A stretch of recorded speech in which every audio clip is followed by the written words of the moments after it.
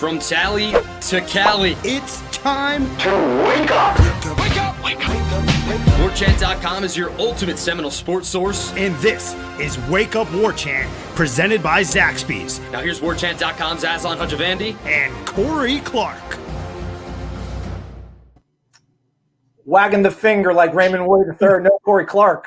No Corey Clark. We got Ira Schoffel. It's really showtime with Ira Schoffel, and I just get to ride shotgun, but we're going to brand it Wake Up Warchant. Ira, thanks for being here, man. Corey is suspended because he compared Jordan Travis's athletic ability to Peter Warwick. So he'll have to sit out a few shows. Thanks for being here, Ira. I'm glad to be here, man. Sorry, Corey. You come back next week. Yeah, so Warchant.com, it's your ultimate Seminole sports source. Use that promo code on the bottom of your screen, Warchant30, for 30 free days of access. All of you folks watching us live on YouTube, we do appreciate it if you could hit the thumbs up button and say that you like this video. The more of those we get, the more this video gets distributed to the masses, and Florida State fans across the world discover Warchant and Ira and Corey and Gene and Michael Lanks and all the cool things we do over on the website. So hit the thumbs up, hit the like button. We'll be taking your phone calls, 850-805-5911. I should get that scrolling at the bottom of the screen. But we did speak to head football coach Mike Norvell, offensive coordinator Kenny Dillingham, and selected offensive players on Monday. Ira, I guess, Tuesday. Yeah, it's Tuesday. I can't keep up with the bye week. Your question, I think, was probably the biggest takeaway, and somebody actually tweeted me and was asking, we keep hearing about maybe not trusting fundamentals and whether or not it's a battle of ability or understanding of what they're being asked to do. And the person asked me, like, can they do like a written test to prove to these coaches that they know what to do? I sure would hope that in film study, they're pausing it and asking these guys what's going on. The answer, or the question rather, that you posed to Mike Norvell, to get any sort of insider clarity into what's hampering the defense? It seemed to me that he was more frustrated with the players than the scheme, at least when he talked today. He did make one comment Saturday night that I think led some people to believe, including myself, to feel like he wasn't thrilled with either the play calling on defense or the scheme, because when I asked him after the game, he said something along the lines of, we had some pretty good calls in some of those situations that led to big plays, but some other times we also have to make sure we're getting guys in the right position. That kind of implies scheme. When I asked him today, is it possible that guys are confused or maybe they don't know what they're supposed to do? Because when you go back and watch the game, a lot of those big plays, guys are clearly doing things that they couldn't possibly be taught to do. You would never teach three defenders to shoot the same gap, which allows the quarterback to get outside, or have the guys who should have contained to be crashing so hard. So clearly there's some execution issues.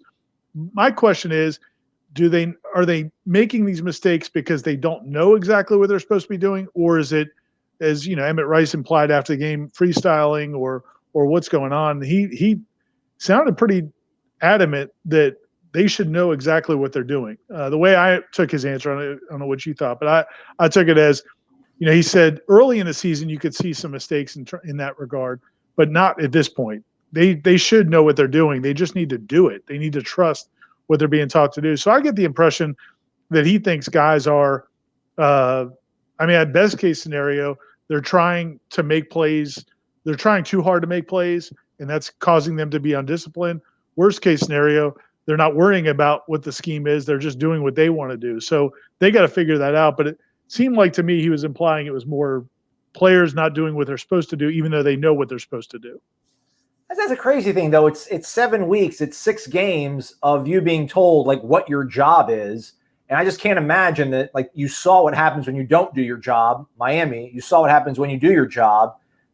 Parts of the North Carolina game, the way you ended the Notre Dame game, like why you would revert back to wanting to be playing hero ball and football in the defense and, not doing your assignment. I'm not saying the scheme isn't fundamentally sound, but I just feels like something has to be getting lost in translation. Because to your point, like when 3 guys are going for the same gap, when guys aren't lining up properly over their player or their assignment, and then these things happen in week 7 of your football season, there's something being lost in translation, I think. But hopefully this bye week gives them some of that time to be able to figure it out. We spoke to Keyshawn Helton, who, did a little mea culpa, the dropsies. I don't know really else what he could do. We also spoke to Chubba. We didn't speak to Jordan Travis. Do you read anything into that, Ira? No, I just think we've been getting Jordan Travis on Wednesdays. So my guess is we'll get Jordan tomorrow. Okay. Yeah. he's got schedule conflicts. So he's got that scholar athlete patch on his jersey. It ain't phony. It's a real thing. Let's take our first call of the day. We got 3 people waiting on in the queue, so let's go right ahead and let's start with Mr. Virginia Beach, Mr. 757, Gator Kirk, man. Gator Kirk wants to talk about the defense. Who doesn't want to talk about the defense? Gator, how are you, man? I'm good. It's the big show. Ira's back. Yeah, that's right. How you doing, Ira? Good. How you doing? Glad to be here, man. I'm good. You kind of covered some of the things, but I'll do the second part of the question. Do you think if the kids I should say young men, sorry. That's fine. The young men don't the ones that aren't playing with gap integrity and aren't meeting their roles and staying in their assignments, is it time to switch to a youth movement? I mean, we already put Dix in there to and I know he makes mistakes, but when he makes mistakes, at least he goes after the ball.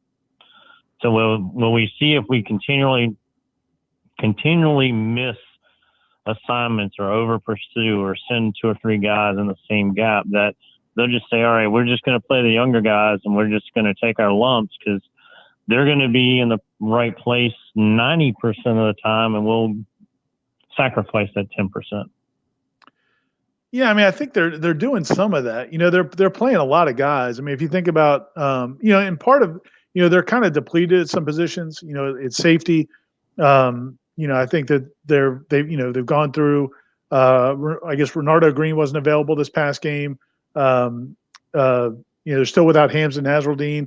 So you got Raymond Woody out there for a lot of plays. Travis Jay is still coming back from his injury.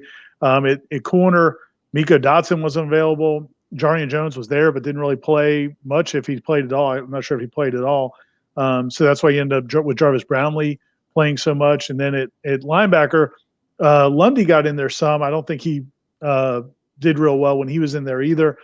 They don't play, a couple of the young linebackers that, Jayon McCluster and Kevon Glenn and a couple of those other guys they never get on the field. So they must be so far behind that it's not even an option. Defensive line wise, the defensive end, they're just pretty thin. They just don't have a lot of options. Josh Griffiths plays. Dennis Briggs, I think, might have had maybe 1 or 2 of the mistakes in that game Saturday, but he's just been back with the team for a week. But he's their best option after the first 2 or 3 guys. So I think part of it is they don't have a lot of other really good options.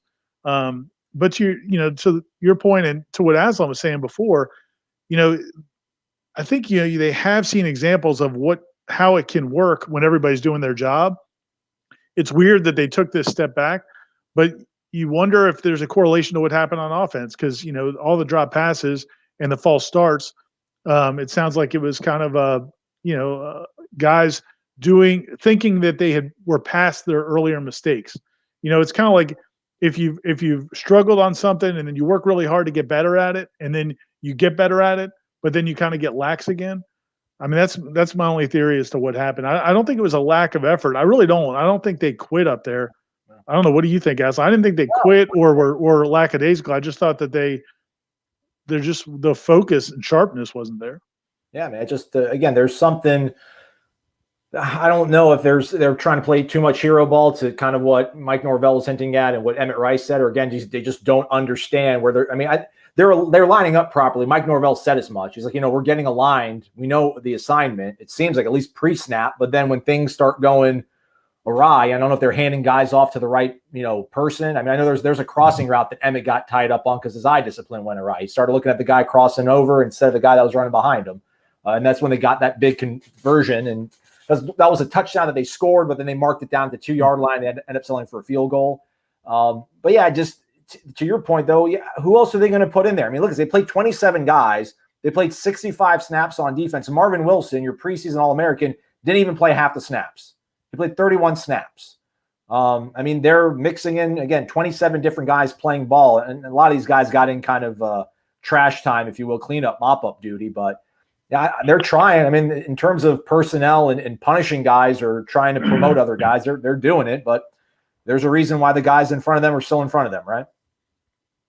So, anything else for us, Gator Kirk? Yeah, no. Well, hopefully with this 2 weeks, they will with their film study and their practice and things, they will maintain their gap integrity because, 2 or 3 plays, led to 21 points and things like that. So I don't think they gave up either. I just think, too many guys, maybe they're trying to overplay and make big plays when they shouldn't. And they didn't do that the 3 games prior. No. But everyone that's out there, make sure you hit that thumbs up button. Support Zaxby's. Support Warchant. If you might want to wait for another victory. Maybe they'll throw in a new special deal for that because Gene will be excited. And as always, go Noles and have a great time at that wedding this weekend. I'll try, man. I'll try. Thank you, Gator Kirk, Virginia Beach, Virginia, a pillar of the show. Good night, gentlemen. Thanks, man. Pillar. It's something to be said, though, that, Travis Jay's banged up. Renardo Green didn't even play, didn't even travel. And then Hamza's, unavailable for whatever reason right now. That would help. I mean, they still allowed 48 points, but if your offense is healthy, they're going to have to score 30 points or more to win most of these games, it feels like. So this whole hope that they're going to, throw shutouts or, limit teams to 3 scores or less, it's not going to happen, obviously. But maybe if these guys come back, if Travis Jay gets a little bit healthier, if Renardo Green is back, and if Hamza can get himself in there, maybe that helps a little bit, and you got a little bit more discipline, a little bit more veteran play, at least from a guy like Hamza. So, and one other thing, I was watching Satterfield's press conference after the game, and one of the things he talked about was they did some things scheme wise to offset FSU's pass rush because I don't think North Carolina had any idea Florida State was going to come out and get after the quarterback the way they did because they hadn't done it in the first 5 games. But then once they had shown that on film, Louisville did adjust some things. They rolled the pocket a lot. They moved. They went sideline to sideline a lot more to kind of wear out FSU's defensive front. If FSU didn't play that well against North Carolina up front, then maybe they don't do all those things. But that's, again, so it wasn't like those guys played hard up front for North Carolina and then just went back into a shell. They just, they were just ineffective against Louisville. Yeah, they did so much waggle action and bootleg stuff throughout the game, and they never figured it out. They were still just crashing recklessly. And Malik Cunningham, and again, it was 12 of 13 at one point in the first half. It's absurd, man. You cannot let a guy like that be that efficient. Let's keep it rolling on the phone lines. This is Daryl from North Carolina in Thomasville. He wants to talk defense and he wants to talk wideouts. Which one you want to go with first, Daryl? I guess we'll go with the defense. How you doing, 5-star Ira? Yeah, I'm good. It's good to have you on the show. I guess on the defensive side of the ball, we hear a lot of guys say that we took a step backwards. I think I heard Jeff mention that he feels like we took a step backwards. I believe I heard today where I don't know if it was you or one of the other reporters asked Coach Norvell about if he believed that if our defense took a step backwards, and it seemed like he kind of, I don't know if he kind of hemmed hard around it, but do a lot of coaches do they really answer the question, or is it just they just basically kind of answer it in a roundabout way? What's your take on that?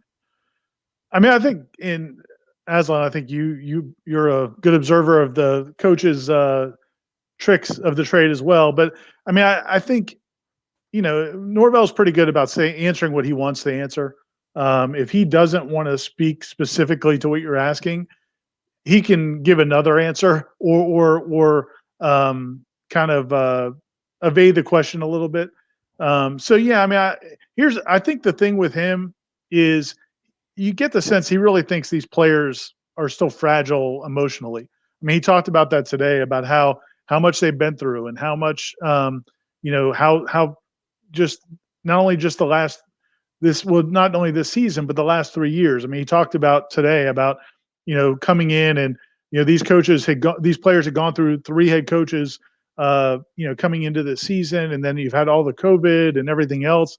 I really think he's trying to not come down too hard on them publicly. I don't know if that's something he would do 2 years from now, or if a program was really in place, maybe that's something he would do at that point. But I really think at this point in time, he's very sensitive to saying anything broad or negative about the players. That's my take. Aslan? I'm pulling it up right now, the quote here on the screen for those watching us live on YouTube. This is our Wednesday podcast. Thanks, everybody, for still downloading the podcast. I thought that was kind of a little bit illuminating when he sort of did admit, when you give a couple of plays, explosive plays early and you find yourself behind, I think that was a bit of a shock to those guys. So I do wonder, for all the sort of reinforcement of, continuing the climb and all that, the first drive went the way it did.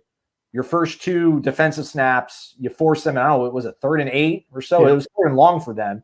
And you think, all right, here we go. We're going to get off the field quickly and we're going to coast. And then, boom, you get punched in the mouth.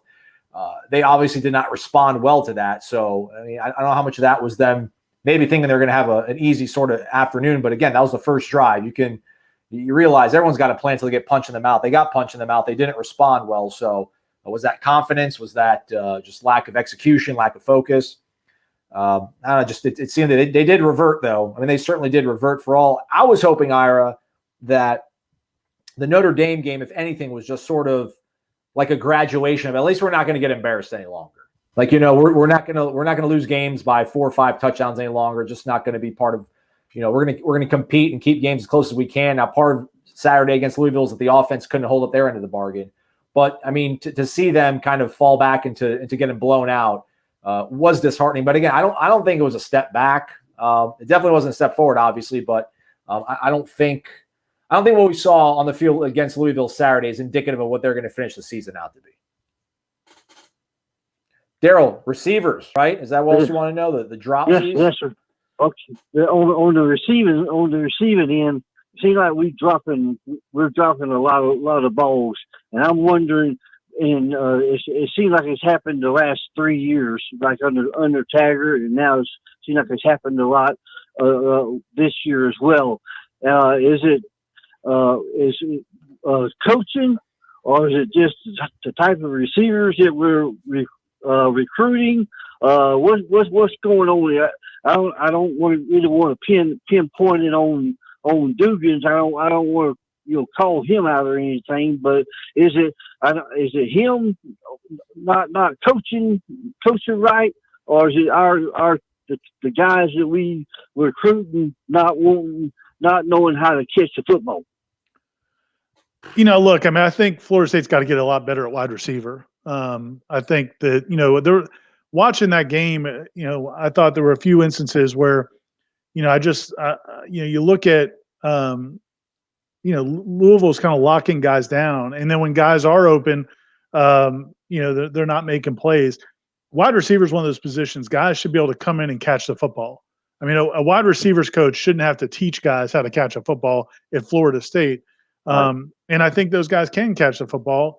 I just think they're not great football players at that position. And, a couple of the guys that I'm really surprised by, Ontario Wilson and Keyshawn Helton, though, because they've made tough catches, and when the degree of difficulty is high, Keyshawn Helton's made some spectacular catches, but the routine catches, when we talked to him today, and you probably watched the interview, but he said, I looked upfield before I caught it. It just can't happen, at Florida State in that kind of a moment, because this offense isn't good enough. That's the thing Keyshawn Helton needs to know, and he's a guy that's big on accountability. If you watch him when we've been out of practice, he gets on to other guys about their accountability and responsibilities. And, this offense, with this offensive line that's still growing, and a quarterback, Jordan Travis, who's not super accurate, they have to convert when they get those opportunities. Having those drop passes is a disaster. Ontario Wilson's leading to an interception, and we know he's been a guy that they have praised Ontario Wilson as being so fundamentally sound and does everything the right way in practice. So, if there's one position that I wonder about, guys kind of feeling too good about themselves after the North Carolina game, that's maybe one of them. But at the same time, they're also not great at receiver. They don't have guys. Florida State should have receivers that when people are playing man coverage, they can beat the coverage and get open. And that doesn't really happen. If guys get open in this offense, it's pretty much, unless Tamari and Terry, but pretty much everybody else, if they get open, it's because of scheme. And that's, that makes it tougher, because there's a lot of those throws that were contested are only contested because these receivers aren't able to beat people. So I think it's a combination. All right, Daryl. Right. We appreciate the call. All right, thank you, guys. Thanks, man. Appreciate the call. Y'all have a great day, and I enjoyed the show. Well, everybody, y'all know the drill, and y'all have a great day. And go Noles. That's right. Captain D _63 on the Travel Council, warchant.com. Daryl from Thomasville. We appreciate the phone call.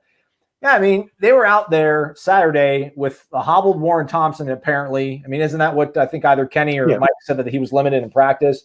Ontario, who, he's practicing, the way they want him to. But again, he's a guy that was a defensive back coming out of high school. And then Keyshawn Helton's a bit undersized.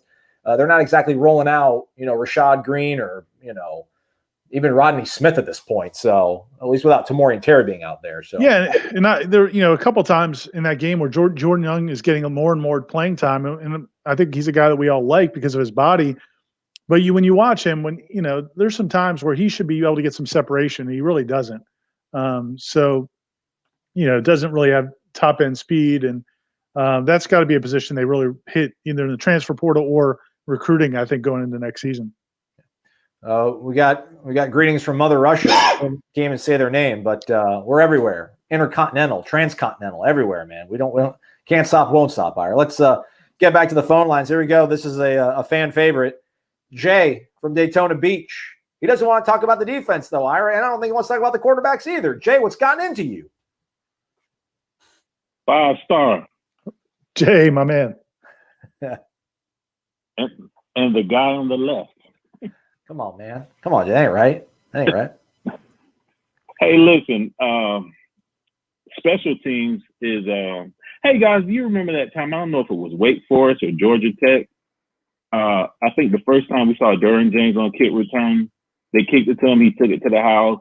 They threw a flag, and it's like we never saw him again. It was Wake Forest. Yeah, it was like Wake Forest 17, I think. Yeah.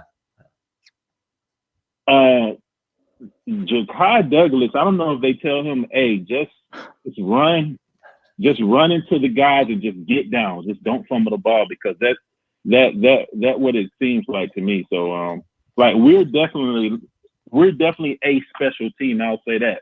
But I know you guys are the hottest ticket in town nowadays, so I'll just say this one comment and then I'll hang up and listen.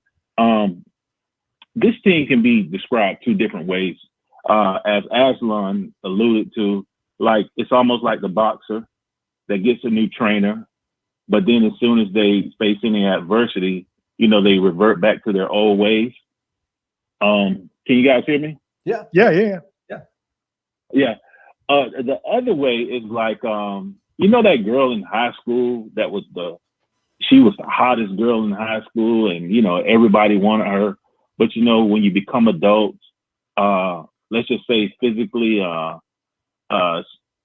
things maybe didn't go her way, but unfortunately, she still carries herself in her mind. She's still that same girl from high school, and that to me, that's what we come off like. If I was not a Florida State fan from the outside looking in, we carry ourselves. I mean, we smoke cigars after beating nothing. We carry ourselves like we're still that Peter Warwick.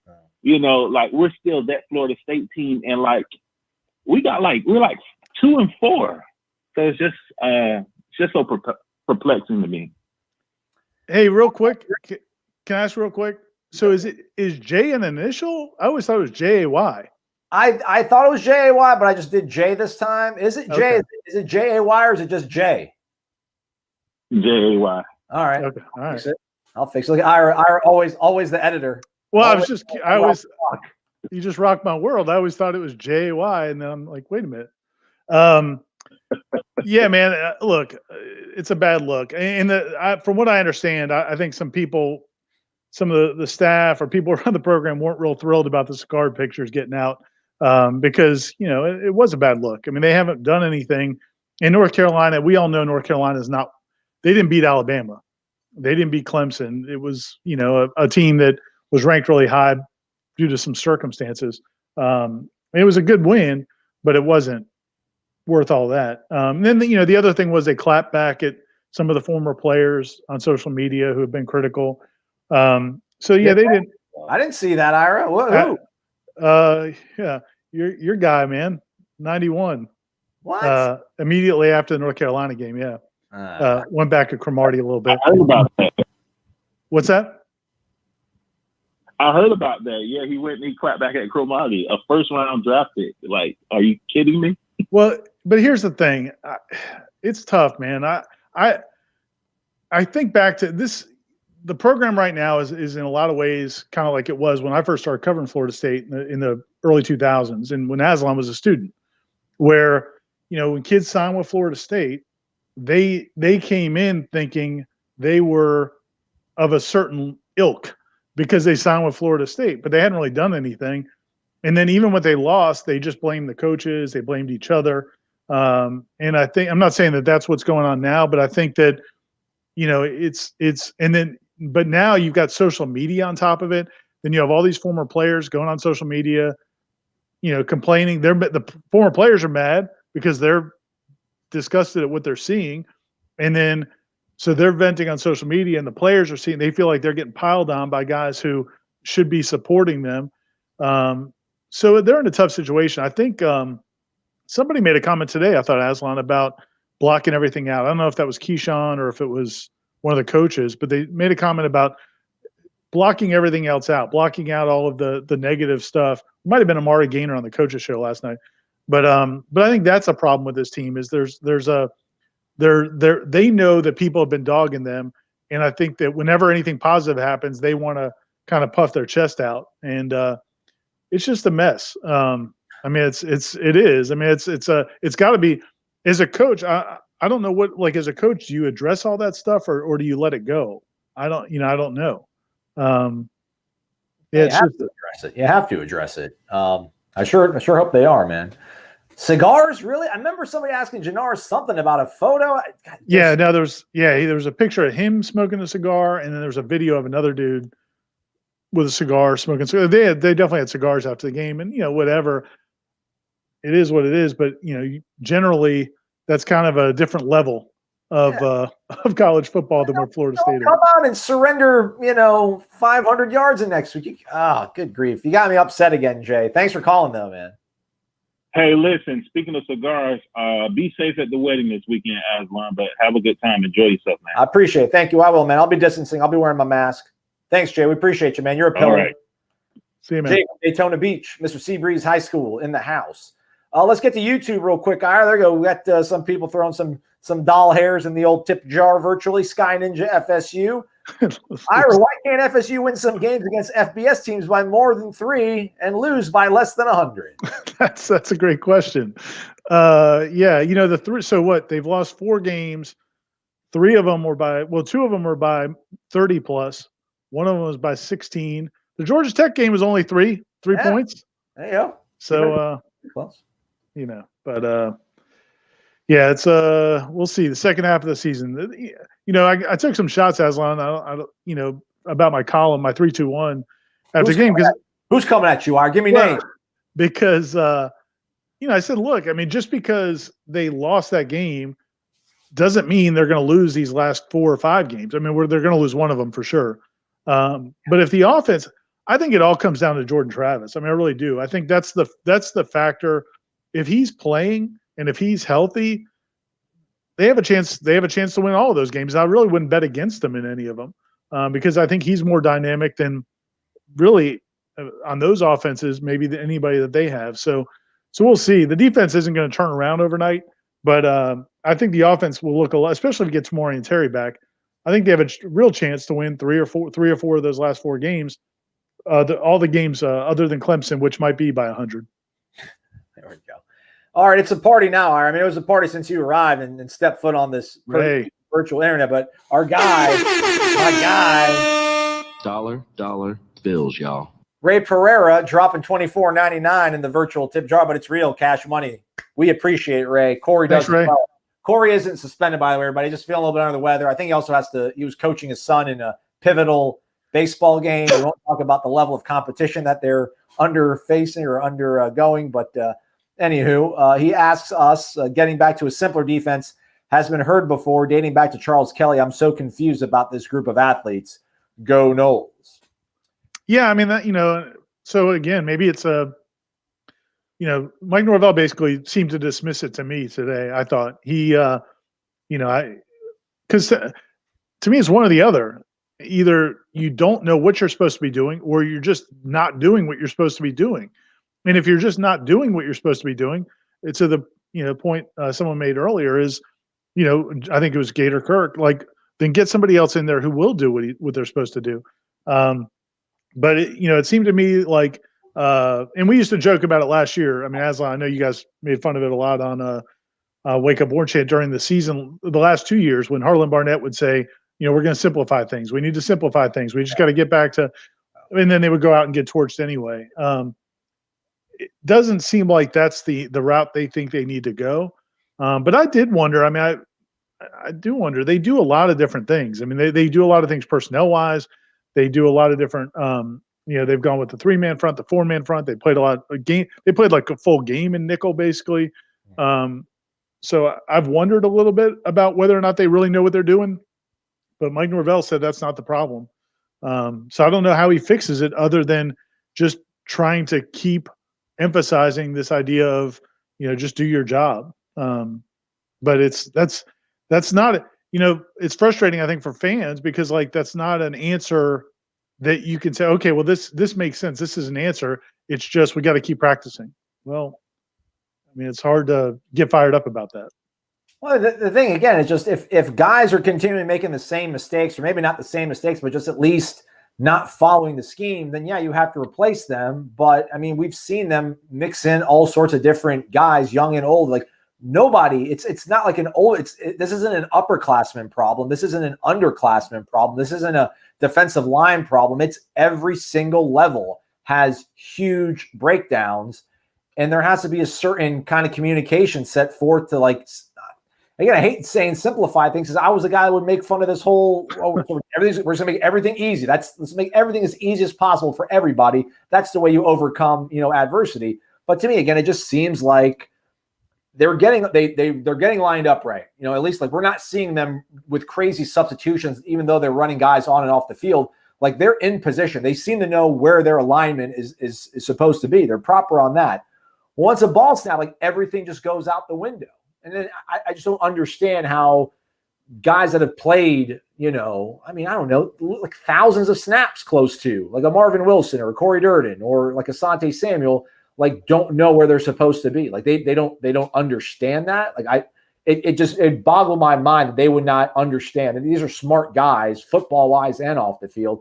I guess I just feels like there has to be too much sort of checking and balancing of, hey, we've got an answer to everything, like the whole Jimbo way of everything. Like on every single play, a guy's supposed to get open. Like I think with this defense, maybe they think that they have a solution for everything coming at them, and that's just paralyzing them because they're not doing anything properly. They're not. It's crazy. It's crazy. Somebody was calling me out for saying they didn't take a step back. The defense, I guess you could say, take a step back. I don't think the team overall. I know special teams didn't look as good, but offensively, it's all about Jordan Travis. He's not healthy.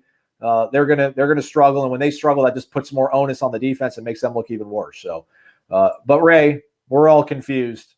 It's not just you. You're a pretty smart guy. You're pretty successful, I would think. We're all confused, man. We're all confused, but we appreciate the tip.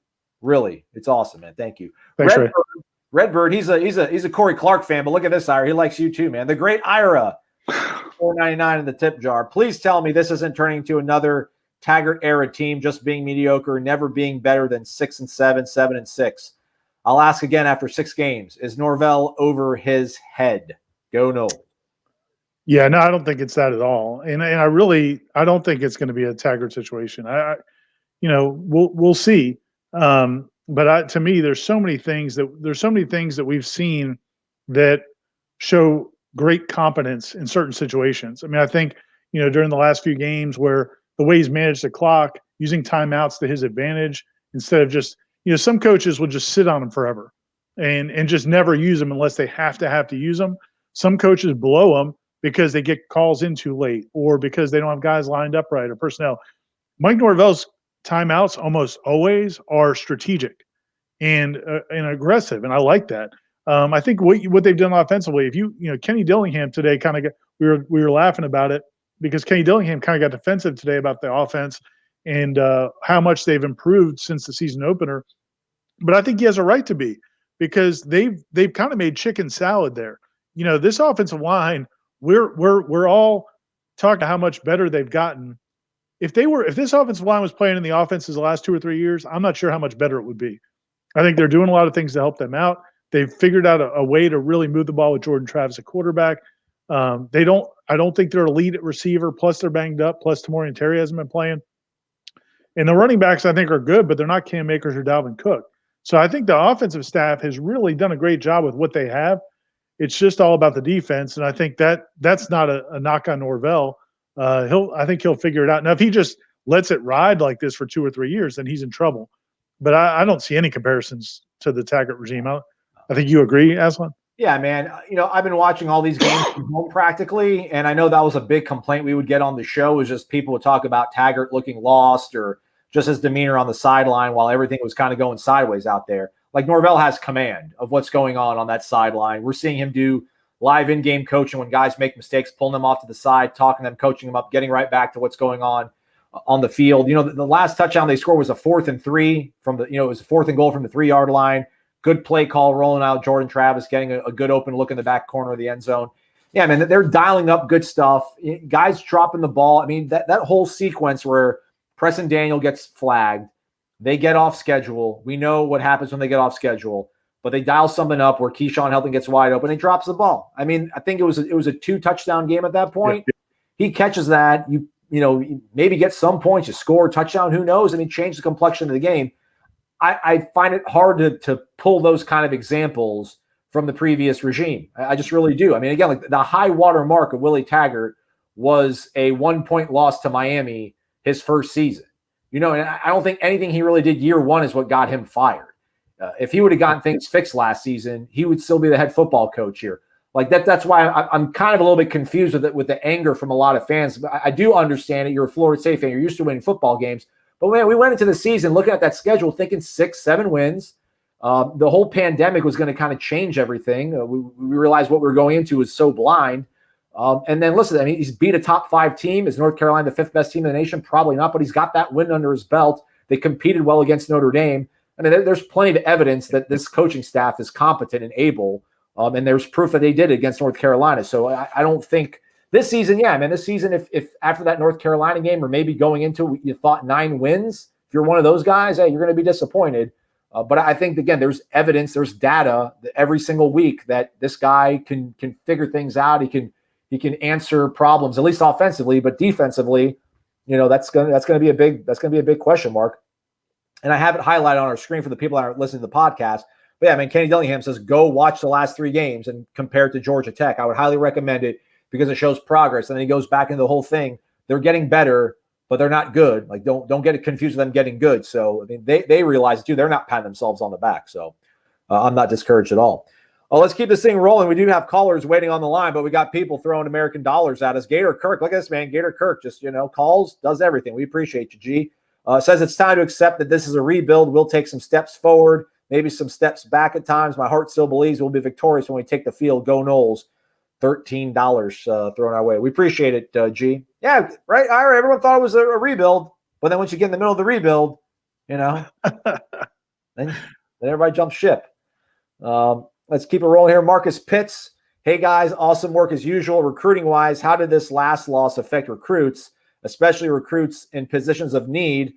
Also, why not use Cam McDonald more in the intermediate middle of the field? As always, go Noles. 24.99. Marcus. I didn't even air horn you, Gator Kirk, but I know you don't like air horns, so I'll just give you some. Dollar bills, y'all. But Marcus, you get some sauce. Answer the man's question, Ira. Your chance. Yeah, it's funny, the recruiting thing. I was thinking about that because we wrote, I think, 2 stories last week about how the North Carolina win was going to help recruiting, and we're a little quiet on the recruiting front this week. We did have Michael's story on Chambray Jackson, but that was basically from before. But I don't know. I don't think it's necessarily they weren't in a position where they're going to lose anybody. I mean, I think the biggest name guy that's kind of making some news right now that's talking about making a decision is Terrion Arnold, the cornerback from Tallahassee, who's a really really impressive player. And I know they would love to get him. I think a lot of people think he might end up going to Florida. There's some other schools, SEC schools involved. If Florida State finished real strong, I think that's the only way they're going to have a chance with guys like that. Otherwise, it's going to be, they're going to have a tough time getting any kind of splash recruits down the stretch, unless they can,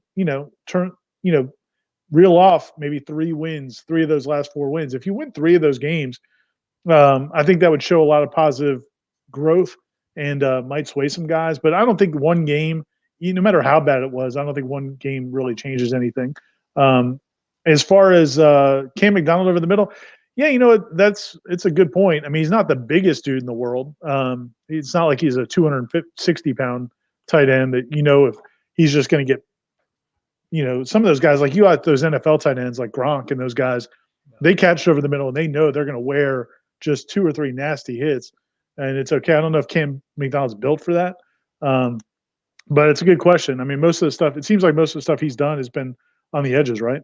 Or the back of the end zone or something like that. Yeah. You figure they would be exploiting more stuff between the seams with him, but I don't know, I mean, when he's gotten the ball his way, I guess that's probably part of Marcus's question, is that when we do see him get the ball in his hands, he's running really hard. So, why not get him more involved in the action? Especially, I mean, we talk about how these receivers are probably not elite guys. I mean, I don't think Cam's an elite tight end, but he's probably closer to that sort of company than, the guys out wide are for limited or exclusive company. So maybe, that's something maybe we'll ask Mike Norvell on Wednesday when we speak to him. So it's worth it. I do think those are tougher, especially for maybe a shorter quarterback. I mean, I think it all gets tougher across the middle as a quarterback. I mean, it's a lot easier to make throws on the edges or hitting guys when they're running full speed than it is to kind of those tight windows, especially if anybody's playing zone. And I think we know Jordan's he's a better passer than we thought, but he's not quite a kind of guy that's going to pick apart defenses. Look at this, man. Ray gets the party started, and we got guys like Willie John just shows up off the top rope, dropping $50. Let's go. $1 bills, y'all. You get all of it, Willie. They never asked us any questions, Ira.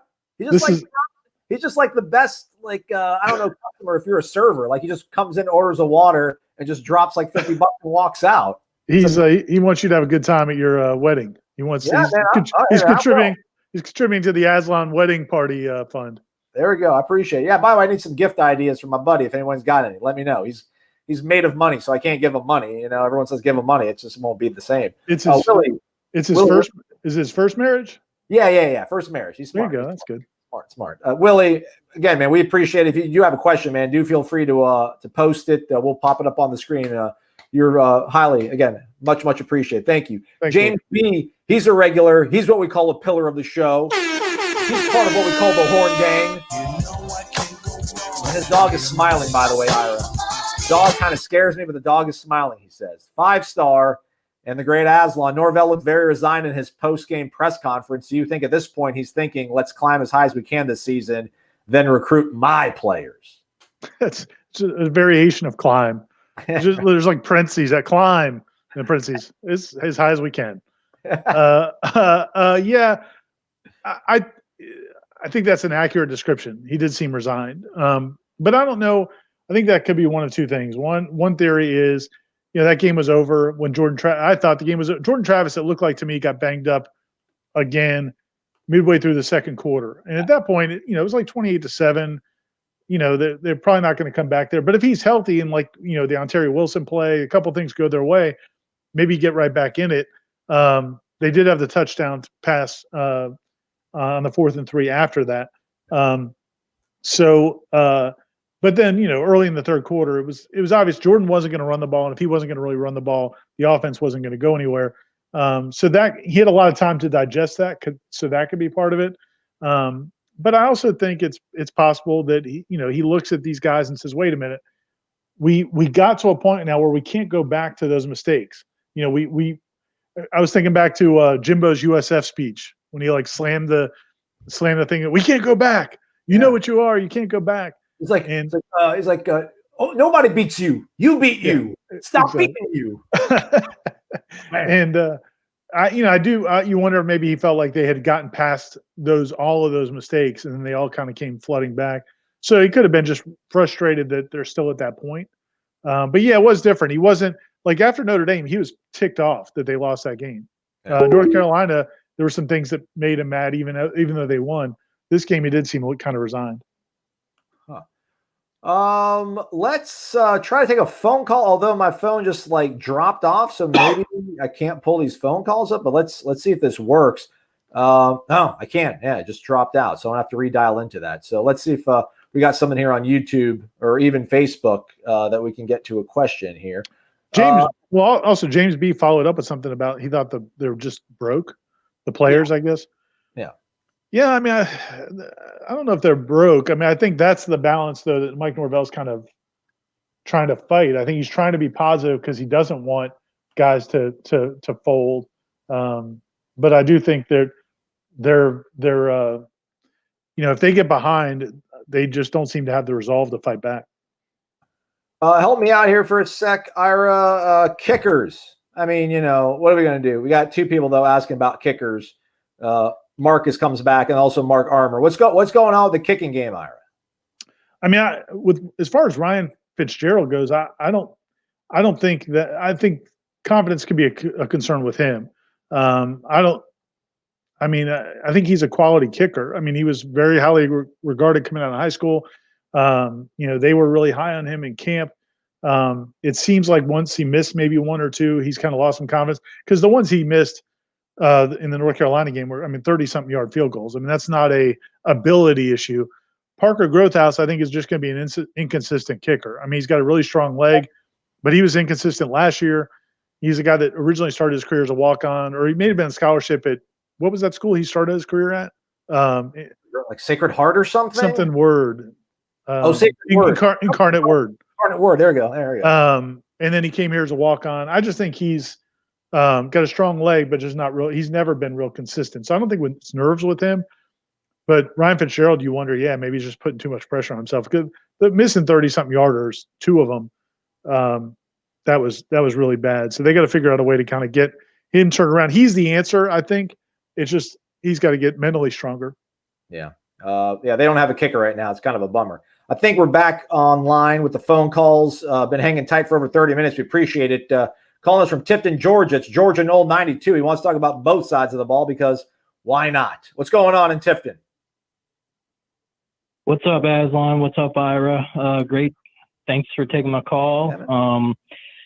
You see the defense, it's just, to me, they just look lost out there in everything. I mean, it doesn't matter if it's, trying to get a sack or, trying to break up a pass, whatever it is. They just look lost. There's no linebacker play. There's no safety play. There's nothing. What do you think it is? Do you think it's the culture surrounding this group? Some guys have been there 3-4 years, have had to deal with, 2 to 3 different position coaches, and those coaches, coach differently than others and all that? Or is it just they don't understand the scheme or they don't want to? I have seen improvements, though, across everything. Offensive line has been much improved. Quarterback play, which we needed, has been much improved.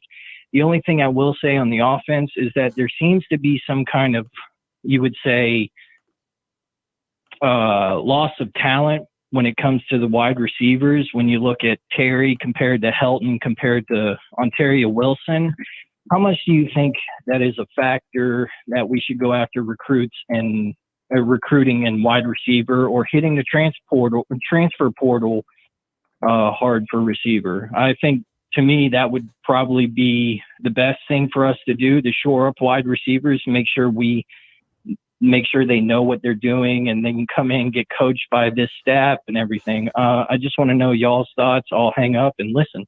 Thank you. Well, thank you for the call. Thanks, man. I mean, I would just echo your sentiment on the first part of the question, Ira, just that, I think so many of these guys obviously came to Florida State when Florida State was still an elite program, was only a year or two removed from playing in New Year's Six Bowls. And then you haven't come anywhere close to having any bit of that success in the first 3 years or so that you've been here. And then now you notch that win over a top 5 team. And no matter how much you talk about staying focused and in the moment and climbing and all that. I mean, yeah, they probably start.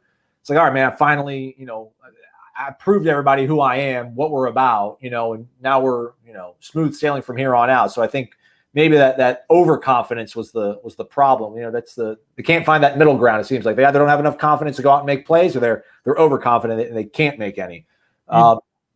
Yeah, definitely on that note. I mean, it definitely felt like as the game went on, his point about guys, I think I forgot how he phrased it, but not finishing plays, like some of those plays in pass coverage, and we saw it some in the North Carolina game, but also in this game, where like they're in phase. There are certain plays where they're there and it's like they're not confident. And I guess that's the point Mike Norvell makes all the time about trusting your fundamentals.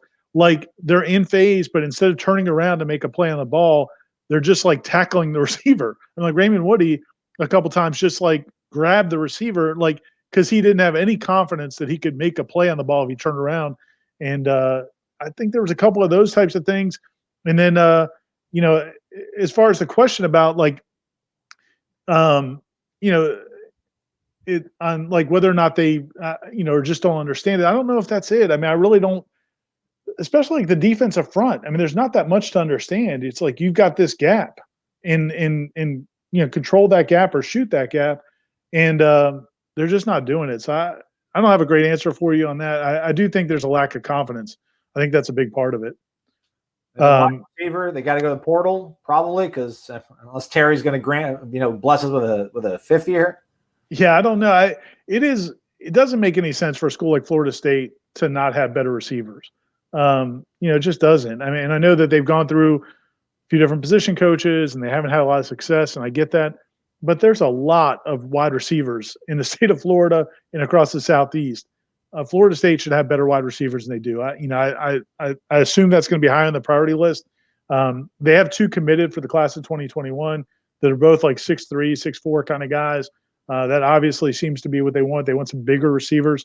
They really liked Brian Robinson, the kid from Miami, who's a freshman this year, but he's had an ankle injury so far, so he hasn't been able to contribute much. Kentron Poitier is a guy that we heard a lot of good things about in camp. He got some opportunities late in that game and didn't come through. So, I mean, I think they definitely have to upgrade at wide receiver, especially with Tamarian leaving.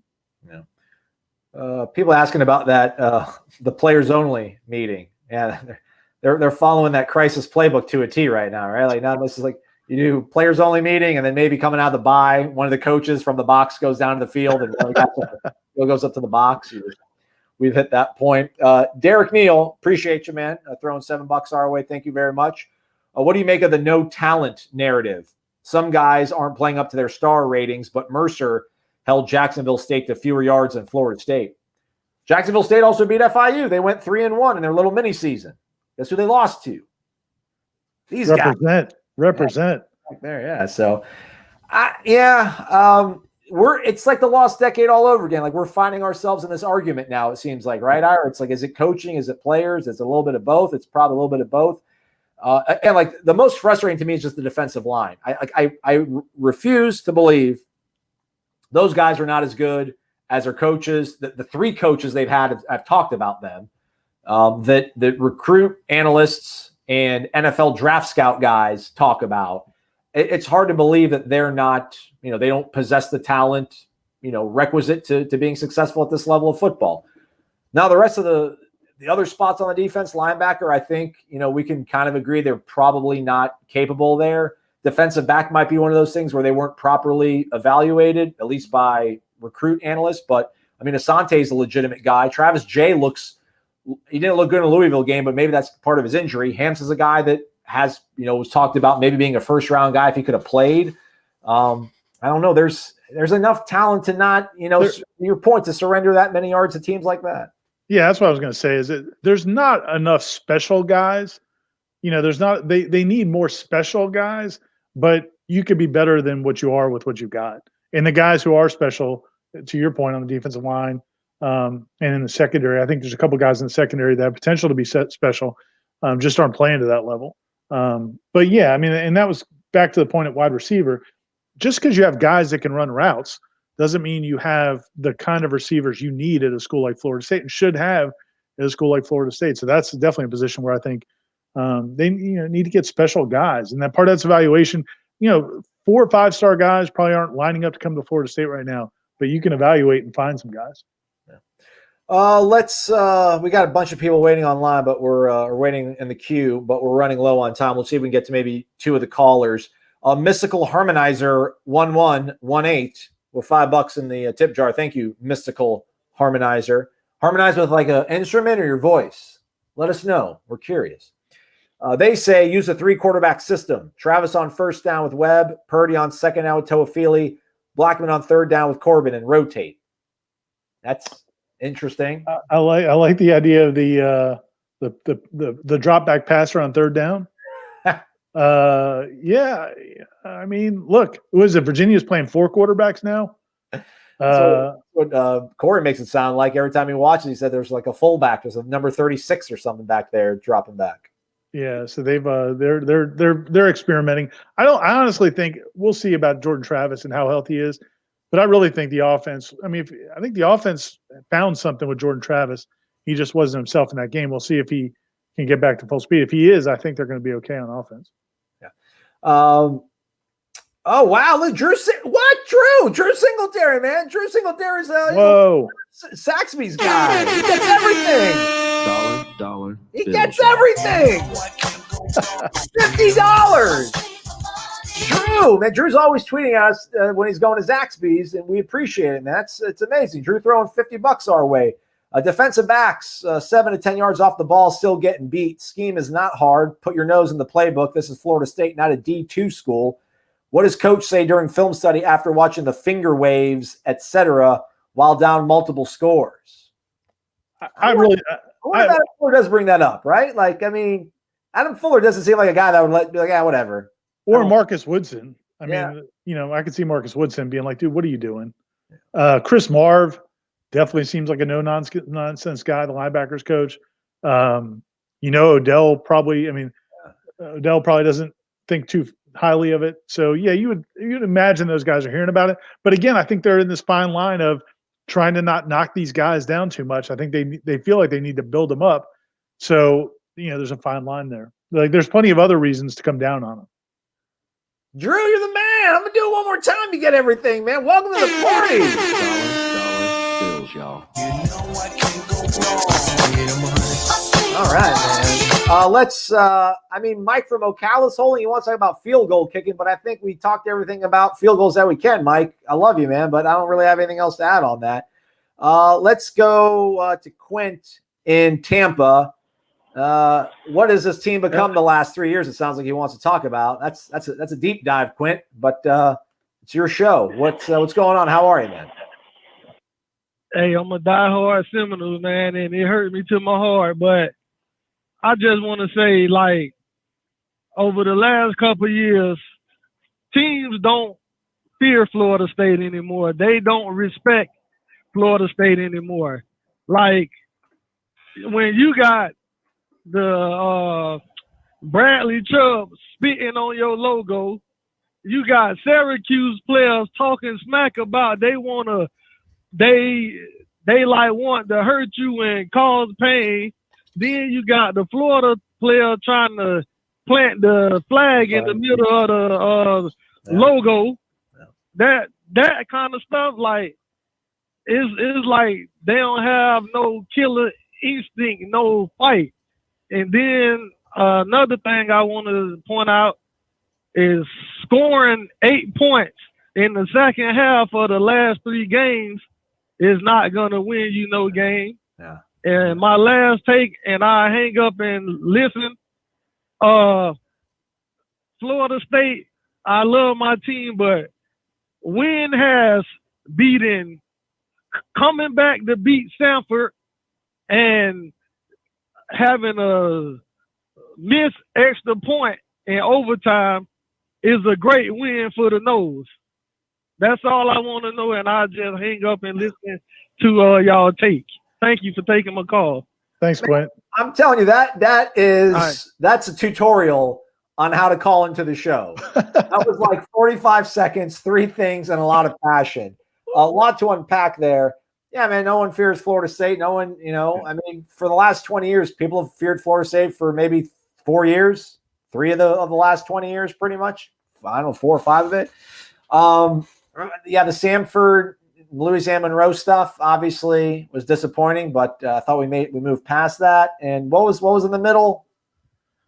Well, I think it was a lot about just people not fearing Florida State. Oh, and then not scoring points in the last. What are your thoughts on that, Ira? I mean, we talked about, I think, on the show yesterday with Corey.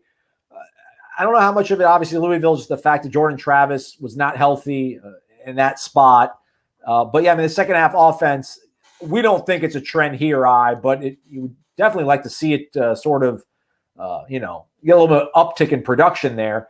I will say the North Carolina game, I think Jordan got hurt there. That kind of affected things. Yeah. And they did go to a more conservative approach to try to, milk clock. So I'm not I'm not stoked about 8 points in the second half, obviously, but I still think they've been able to move the ball enough, and show some semblance of organization on that side of the ball at least. So yeah, I mean, I don't think it's accurate to say.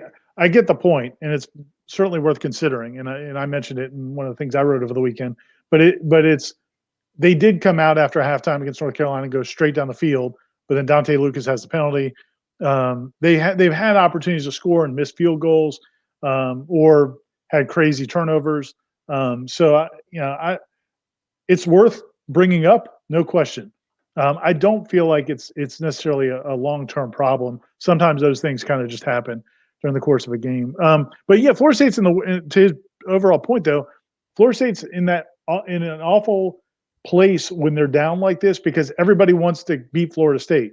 And it's a marquee win for all of these programs. So you're getting everybody's best shot, and they know that you're not what you used to be. So it's a tough spot to be in. If you're average and you're NC State or Pitt or BC, nobody gets all that fired up to play you. So you don't. It's like a double whammy. You're not very good, and everybody wants to beat you because they know it sounds like a big win. Yeah. Apologies to our callers that have been waiting in the queue. We're going to wrap. We've hit over an hour. Plus, your boys got to get on the road. Drew Singletary's coming back. $20 is to ask a simple question, man. Come on, Drew. Come on, Drew. Bills, I got to do that. I asked, what's a guy got to do to get a Wake Up Warchant shirt? I've got terrible luck with over-unders. You guys got to do open up a shop website with some gear. I can DM you on Twitter or something with my address. Yeah, man. I think, what is that? Bad math. That's like what? $69.98 he donated today. So from the tip jar. I think I can give you a t-shirt, Drew. Yeah, DM me your address. It's not getting in the mail, though, this week because I'm going to be gone. But we'll be back on Sunday with Corey. Ira, I know we call it Wake Up Warchant, but it was really showtime. Thanks for showing up, man. Thanks for having me, man. Just try to stay clear of all the iguanas down there. Okay. The iguanas are just taking over the keys, so be careful. And then you got the chickens, and then I'm guessing, the ladies. Well, sorry, but the show has ended. That's what it is. Sorry, hung up on the people. Sorry, buddy. I love you. We're good. We're good. All right, man. Enjoy it. Have a great time, buddy. Have a great time. Don't get arrested. I'll try not to. I wasn't wrapping you up that much, though, Ira. But again, thanks everybody for participating. Ira, obviously. Thanks to Drew, Mystical Harmonizer, Derek, James B, Willie Johnson, Marcus Pitts, Gator Kirk, Redbeard, Ray Pereira, and Sky Ninja FSU. That's it for the show this week. But again, there's going to be plenty going on over at warchant.com. We'll speak to Mike Norvell and Adam Fuller and maybe some defensive players on Wednesday. So do stay connected to warchant.com. Corey will be doing a live transcription pretty much of that. And then plenty of content also following that up. Even though it's an off week, no days off, especially for Ira. Yeah, and we do have some recruiting coverage coming. Michael's actually put together a list of a closer look at some of the receivers that Florida State is recruiting right now. So that would be we had a lot of questions about that. So kind of like a mini hot board on the receivers, and then also some defensive players to watch. So that's going to be coming later this week as well. All right. Thanks, everybody, for watching this live. If everybody listened to it on the podcast, we do appreciate it. If you get the thumbs up on the way out, maybe leave a 5-star review because 5-star Schoffel was here. We'd appreciate it. He's Ira. I'm Aslan. Thanks for watching Wake Up Warchant or listening to Wake Up Warchant, probably presented by Zaxby's Indescribably Good.